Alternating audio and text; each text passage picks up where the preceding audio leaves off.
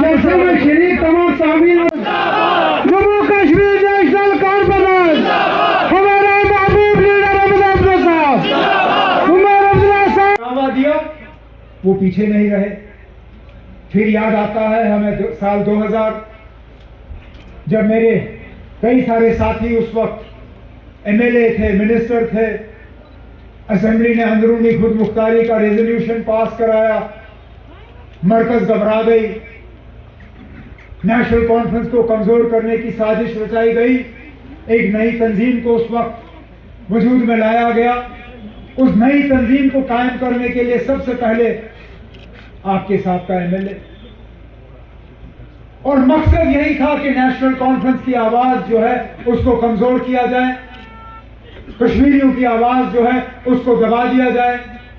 नई तंजीम बनी, हालात आपके सामने, और उसके बाद फिर जब 2019 हुआ और हम सब बंद थे, कोई घर में बंद था, कोई जेल में बंद था, कोई गेस्ट हाउस में बंद था, दोबारा मरकज की कोशिश रही कि नई तंजीम को जन्म दिया जाए, नए लीडर पैदा किए जाएं।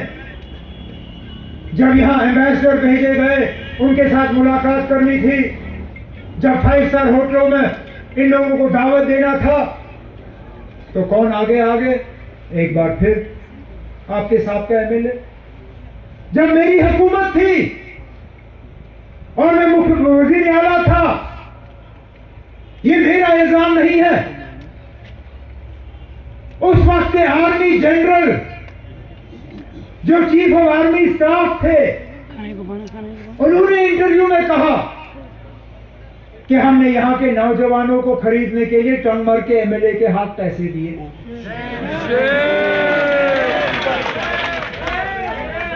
हमें उस वक्त उमर अब्दुल्ला की, आज मौजूदा हुकूमत में दिल्ली में मिनिस्ट्री कर रहा है।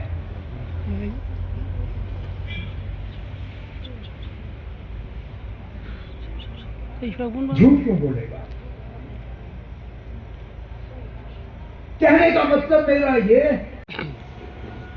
हमारे सरकारी मुलाजिम बिना किसी कार्रवाई के उनको नौकरी से निकाला जाता है,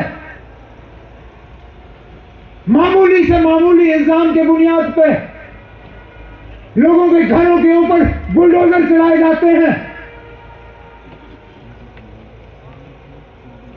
उस वक्त इनको कोई परवाह नहीं होती, लेकिन यहां जिस आदमी को गुनहगार पाया गया, उम्र कैद की सजा सुनाई गई, रजौरी के 3 लोगों का कत्ल उसके हाथों, और वो खुलेआम घूमेगा।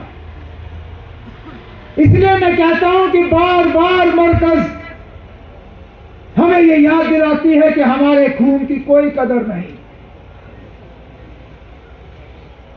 हमारे जज्बातों का कोई ख्याल नहीं। हमारी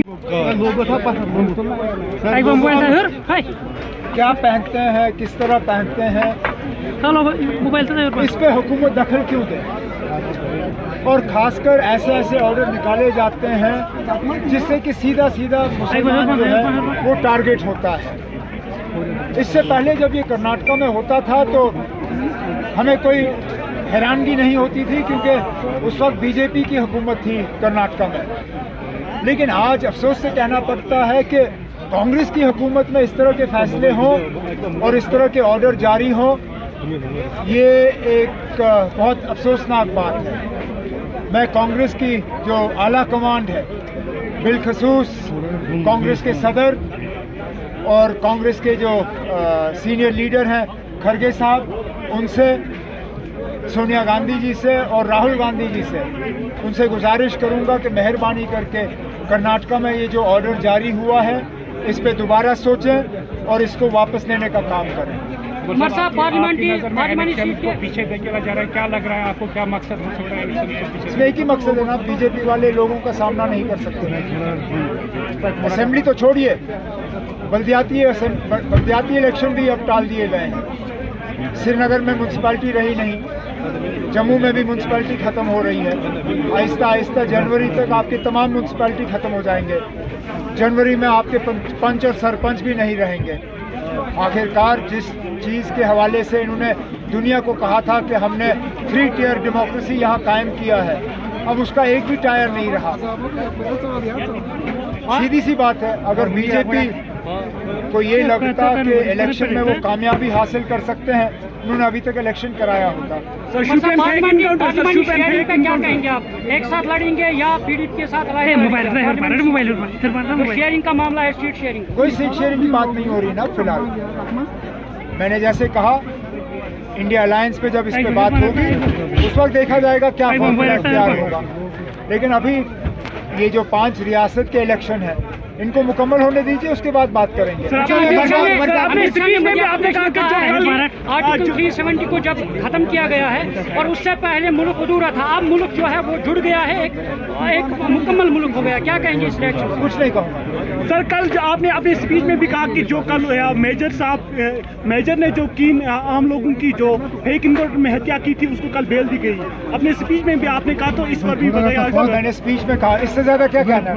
उमर साहब में कहा ना, वही कह दीजिए। उमर साहब पीएचडी की करेंगे, पीएचडी आज कहीं नजर ही नहीं आ रही है। क्यों नहीं नजर आ रही ना? पिछले दिनों तो मीटिंग थी। और क्या आपको खुश करने के लिए हमें रोज मिलना है? जब कोई इशू होता मिलते हैं। पिछले दिनों इजराइल और गाजा में जो हो रहा है, उस मामले पे मीटिंग ज़रूरी थी। फारूक साहब ने पीएचडी के जो लीडर हैं, खासकर तारिगामी साहब और महबूबा मुफ्ती साहिबा, उनसे मुलाकात की। जब आगे जाके कोई ऐसा इशू होगा तो वो मुलाकात करेंगे।